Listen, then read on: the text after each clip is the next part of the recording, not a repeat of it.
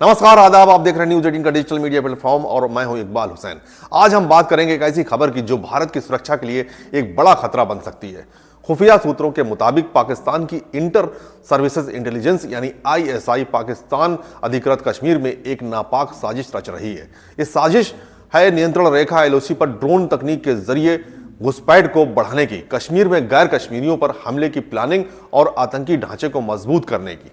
14 मई 2025 को POK में ISI और लश्कर-ए-तैयबा के कमांडरों की एक खुफिया बैठक हुई, जिसमें नए आतंकी शिविर, जमीन के नीचे बंकर और गैर कश्मीरियों पर हमलों की योजना बना रहे हैं। आइए इस खतरनाक साजिश के हर पहलू को विस्तार से समझते हैं और देखते हैं कि भारत इसका जवाब कैसे दे रहा है। वहीं नेशनल इन्वेस्टिगेटिंग एजेंसी का कश्मीर में 32 जगहों पर छापेमारी पर बड़ा खुलासा सामने आया है। पाकिस्तान की शय पर ड्रोन से हथियारों की सप्लाई घाटी में की जा रही थी। पाकिस्तान के इशारे पर ओवरग्राउंड वर्कर कश्मीर में लगातार आतंकियों की मदद कर रहे थे। कई ऐसे सबूत बरामद हुए हैं जो देश के हित के खिलाफ हैं। इन सब की जांच की जा रही है। पाकिस्तान का आतंकवाद के साथ पुराना रिश्ता कोई राज नहीं है। ISI के जरिए पाकिस्तान ने हमेशा से भारत, खास तौर पर जम्मू और कश्मीर में अशांति और आतंक फैलाने की कोशिश की है। 22 अप्रैल 2025 को पहलगाम में हुआ आतंकी हमला, जिसमें 26 लोगों की जान गई, इसका ताजा एग्जाम्पल है। यह हमला द रेजिस्टेंस फ्रंट TRF ने किया, जो लश्कर-ए-तैयबा का एक प्रॉक्सी संगठन है और इसके पीछे ISI का हाथ था। जवाब में भारत ने 7 मई 2025 को ऑपरेशन सिंदूर चलाया, जिसमें POK और पाकिस्तान में जैश-ए-मोहम्मद के 9 आतंकी ठिकानों को तबाह कर दिया गया। लेकिन अब ताजा खुफिया जानकारी बताती है कि ISI अपनी रणनीति को तेज कर रही है। इस बार वो ड्रोन तकनीक और POK के स्थानीय लोगों को अपने नापाक मकसद के लिए इस्तेमाल करने की योजना बना रही है।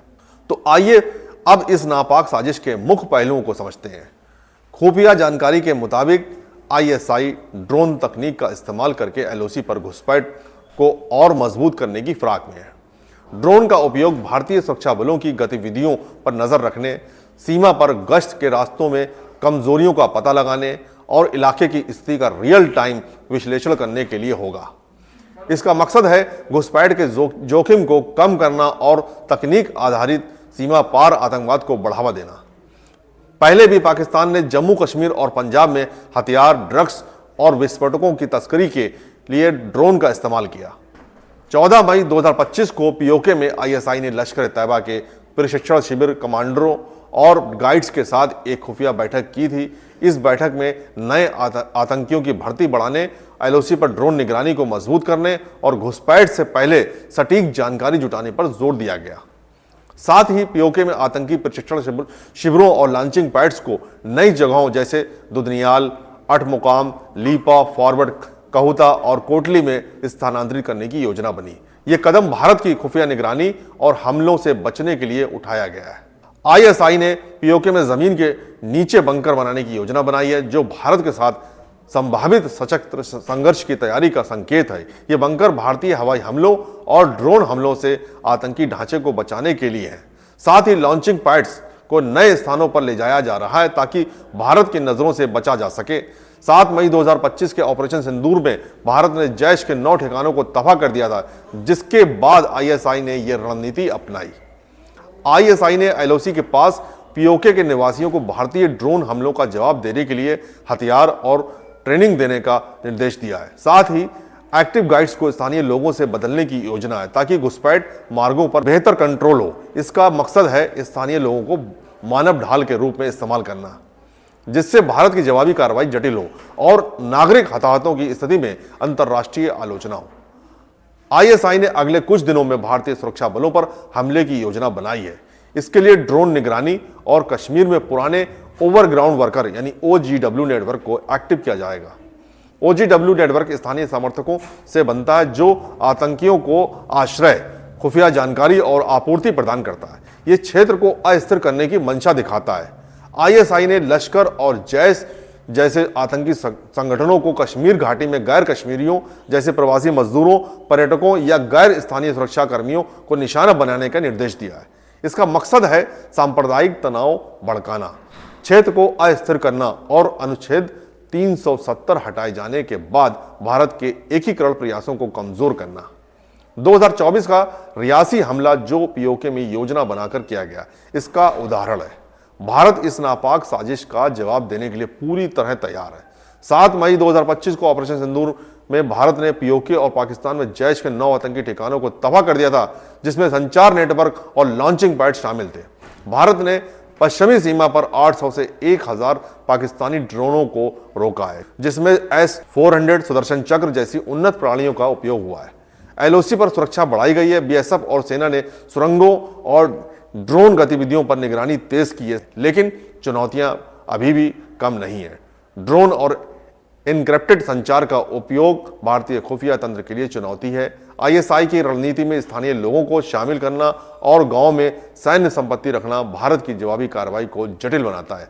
अगर नागरिक हताहत होते हैं तो इसका इस्तेमाल प्रचार के लिए हो सकता है। फिर भी भारत की मजबूत रक्षा और खुफिया प्रणाली इस साजिश को नाकाम करने में सक्षम है। सहन नहीं होगा और आतंकवाद के खिलाफ ये जो नई जंग हमारी है, न्यू नॉर्मल भारत ने क्या क्या सेट किए हैं, और ये जो न्यूक्लियर शील्ड के पीछे पाकिस्तान छिपकर आतंकवादियों को समर्थन देता है, प्रशिक्षण वहाँ पर होते हैं और वहाँ पर प्रायोजित करने के बाद हमले भारत में किए जाते हैं और दुनिया भर को उससे खतरा है। दुनिया में बहुत सारे देशों में जो अटैक आतंकवाद के हुए भी, उसके कहीं ना कहीं तार पाकिस्तान के साथ जुड़े हुए थे। जहाँ तक इस दौरे की बात है, चाहे कतर हो, साउथ अफ्रीका हो, इजिप्ट हो या इथोपिया हो, इन देशों के पूर्व प्रधानमंत्री से लेके अभी के जो विदेश मंत्री हैं, अन्य स्पीकर से लेके सांसद, बुद्धिजीवी वर्ग, थिंक टैंक्स, मीडिया, आम जनमानस, स्टूडेंट्स, बहुत सारे टीचर्स, इन सब से मुलाकात हुई और एक बात तो स्पष्ट नज़र आती है कि आतंकवाद के खिलाफ दुनिया में एक स्वर के साथ कहा जाता है, जैसा है एक स्वर में भारत के सांसद कह रहे थे। जानकारी है इंटेल रिपोर्ट के मुताबिक एक बैठक के साथ में जो उनके कैंप कमांडर्स हैं और साथ में जो उनके गाइड्स हैं, ये बैठक जो है 14 मई को हुई है पिछले महीने, और इसमें कई मुद्दों पर बातचीत हुई है। माना जा रहा है कि इसमें सबसे महत्वपूर्ण बात यह है कि इन्फिल्ट्रेशन जिस तरह से रोकी गई है भारत की तरफ से, घुसपैठ को कम्प्लीटली लगभग खत्म कर दिया गया है सीमा पार से और एलओसी के उस तरफ से, तो ऐसे में अब ड्रोन की मदद के जरिए इन्फिल्ट्रेशन को मुमकिन कर पाना, ये एक नई साजिश है पाकिस्तानी एजेंसीज की, ताकि ड्रोन के जरिए देखा जा सके, क्योंकि अगर मूवमेंट अगर होती है, इन्फिल्ट्रेशन की जो कोशिश होगी, उसमें पहले ड्रोन के जरिए देखा जाएगा कि कौन सा और रास्ता है, कौन सा गैप है जिनके जरिए वो भारत में घुसपैठ कर पाएंगे। हालांकि ये अलर्ट है, इसके बाद जो चौकसी और तेज कर दी गई है, बढ़ा दी गई है, ताकि इस तरह की घुसपैठ को नामुमकिन बना दिया जाए। और साथ ही साथ ये भी कहा गया है कि जो लेकर आतंकियों की जो भर्ती है उसको तेज किया जाए। खासतौर से लश्कर का जिक्र आ रहा है कि लश्कर में जो काडर है उसमें इजाफा किया जाए, और साथ ही साथ इसमें जो फोर्सेस है